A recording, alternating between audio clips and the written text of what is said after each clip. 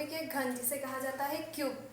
Cube जिसकी लंबाई चौड़ाई और ऊंचाई समान होती है, ऐसी ठोस आकृति जिसकी लंबाई चौड़ाई और ऊंचाई समान होती है। जैसे इसका धरातल अपन लेते हैं वर्गाकार, क्योंकि वर्ग एक ऐसी आकृति है जिसकी भुजाएं सभी समान होती है। उसी समान लंबाई ऊंचाई लेते हुए यदि हम एक ठोस आकृति बनाएं तो वो होती है हमारा क्यूब। क्यूब में ये मानते हैं हम, जैसे ए भुजा का वर्ग है नीचे, तो इसकी ऊंचाई भी समान ए होगी और ये इसकी लंबाई भी ए होगी।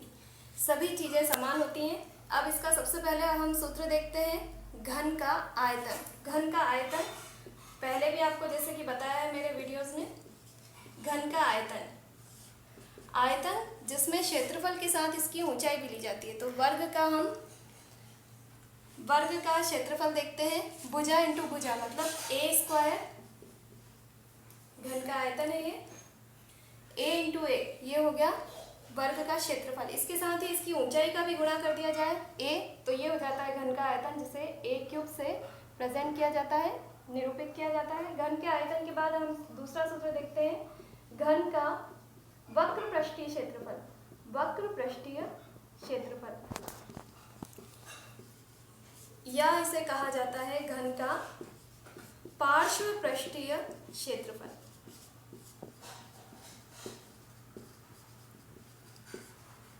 घन में 6 फलक होते हैं। जैसे कि एक आकृति हमारे पास घनाकार, इसमें 6 फलक, इसकी 6 सतह होती है, 1 2 3 4 5 और 6। और पार्श्व पृष्ठीय में लिया जाता है, जैसे कि चारों दीवारों का क्षेत्रफल आपको लेना है कमरे की, तो ये 4 दीवारें होती हैं, ये जो 4 भाग होते हैं, जिसे वक्र पृष्ठ भी कहा जाता है और पार्श्व पृष्ठीय भी कहा जाता है। तो इन चारों का 4 वर्ग हो गए हैं, तो चारों वर्ग का क्षेत्रफल तो यहाँ आ जाता है ये 4a स्क्वायर, मतलब 4 इंटू ए स्क्वायर। ए मतलब वर्ग है और इसमें 4 समान वर्ग शामिल हो गए, 1 2 3 4। तो ये पार्श्व पृष्ठीय क्षेत्रफल या वक्र पृष्ठीय क्षेत्रफल होता है 4a स्क्वायर। तीसरा इसी में है घन का संपूर्ण पृष्ठीय क्षेत्रफल। घन का संपूर्ण पृष्ठीय क्षेत्रफल। संपूर्ण पृष्ठ, अब कितने पृष्ठ है अभी आपको बताया है कि घन में होते हैं 6 पृष्ठ, आगे पीछे का, दाएं बाएं का और ऊपर नीचे का, कुल मिला के 6 पृष्ठ होते हैं, मतलब 6 इसमें वर्ग है। तो ये हो जाता है 6a स्क्वायर या 6a स्क्वायर। तो इस तरह हमने 3 सूत्र देखे घन से संबंधित, जिसमें घन का टॉपिक पूरा होता है हमारा। घन का आयतन जो है ए क्यूब, जिसमें 3 भुजाएं हैं, लंबाई इंटू चौड़ाई इंटू ऊंचाई। घनाभ में ये तीनों अलग अलग होती हैं और घन में ये सभी समान होती हैं, तो ये हो जाता है ए क्यूब। घन का वक्र पृष्ठीय क्षेत्रफल या पार्श्व पृष्ठीय क्षेत्रफल, चारों दीवारों का क्षेत्रफल हमें निकालना है, तो ये हो जाता है 4a स्क्वायर। अगला है घन का संपूर्ण पृष्ठीय क्षेत्रफल। संपूर्ण पृष्ठ मतलब कुल मिला के 6 इसमें फलक रहते हैं, तो 6 का पृष्ठीय क्षेत्रफल हो जाता है 6a स्क्वायर। इसी पर आधारित हम अगला सवाल देखते हैं। घन से संबंधित एक और प्रश्न हम यहाँ देखते हैं, घन का संपूर्ण पृष्ठीय क्षेत्रफल दिया हो तो भुजा कैसे ज्ञात करेंगे। एक घन का संपूर्ण पृष्ठीय क्षेत्रफल इस सवाल में हमें दिया गया है 1014 वर्ग मीटर। तो घन की भुजा ज्ञात कीजिए। वर्ग मीटर आया है, क्षेत्रफल जब भी होता है तब वर्ग मीटर, और आयतन होता है तो घन मीटर होता है। माना घन की भुजा a है, तो घन का संपूर्ण पृष्ठीय क्षेत्रफल हो जाता है 6a स्क्वायर, मतलब 6 इंटू भुजा का स्क्वायर। यहाँ पर हमें दिया है संपूर्ण पृष्ठीय क्षेत्रफल 1014। इसकी भुजा हमने मानी है, लंबाई चौड़ाई और ऊंचाई सभी मतलब a है, तो इसका हम पृष्ठीय क्षेत्रफल निकालेंगे 1014। 6a स्क्वायर, तो a स्क्वायर यहाँ रखा, शेष का हम पक्षांतरण कर देंगे। a है वो यहाँ गुणे में है, उधर जाएगा तो ये भाग में चला जाएगा, तो 1014 में हम भाग देंगे 6 का। 1014 में 6 का भाग देने पर हमें प्राप्त होता है 169। a स्क्वायर का मान 169 प्राप्त होता है। a का मान हमें ज्ञात करना है, मतलब जो ये स्क्वायर है इधर पक्षांतरित किया जाएगा, जो यहाँ वर्ग है उधर पक्षांतरित करते ही वो वर्गमूल बन जाता है। स्क्वायर को पक्षांतरित कर रहे हैं, वो स्क्वायर रूट बन जाता है। मतलब 169 का हमें स्क्वायर रूट निकालना है। स्क्वायर रूट निकालना वैसे आप लोगों को पता होगा, छोटी क्लासेस में बता दिया जाता है, परंतु फिर भी 2 2 के समूह में से एक संख्या ली जाती है। तो यहाँ हम 169 के अभाज्य गुणनखंड देखते हैं तो ये 2 बार जाएगा 13 से। 13 के 2 समूह में से एक संख्या अपने को बाहर लेनी पड़ेगी, तो 169 का आ जाता है वर्गमूल 13, मतलब ये 13 मीटर। भुजा का मान आ गया 13 मीटर, वही हमारा उत्तर है। धन्यवाद। से संबंधित ये प्रश्न यहाँ लिखा है हमने।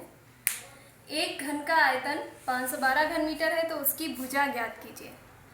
प्रश्न में हमें घन का आयतन दिया हुआ है और हमें इसकी भुजा ज्ञात करनी है। तो माना घन की भुजा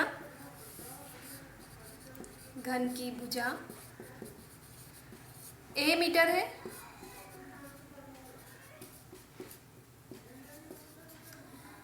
जो a मीटर इसकी भुजा हो गई, मतलब इसकी लंबाई, चौड़ाई और ऊंचाई सभी चीजें हो गई a। अब घन का आयतन सूत्र हमें पहले से ज्ञात है, घन का आयतन, और प्रश्न में दिया हुआ भी है घन का आयतन बराबर 512 घन मीटर या मीटर क्यूब। घन का आयतन मीटर क्यूब, भुजा क्यूब होता है। भुजा यहाँ पर हमने a मानी है, तो a क्यूब बराबर 512 a क्यूब। तो जो ये घात 3 है इधर की तरफ पक्षांतरित होती है, तो ये क्यूब रूट में चेंज हो जाती है, घन मूल में चेंज हो जाती है। तो a का मान निकालने के लिए हमें यहाँ पर 512 का घनमूल निकालना होगा। 512 का घनमूल हमने पिछली क्लासेस में पढ़ा है, छोटी कक्षाओं में। 512 मतलब 3 ऐसी संख्याओं का गुणा जिनको आपस में गुणा करने पर क्या आ जाना चाहिए, 512 आ जाना चाहिए। तो ये अगर आपको नहीं आता है तो अपन पूरा विश्लेषण में देखते हैं इसे।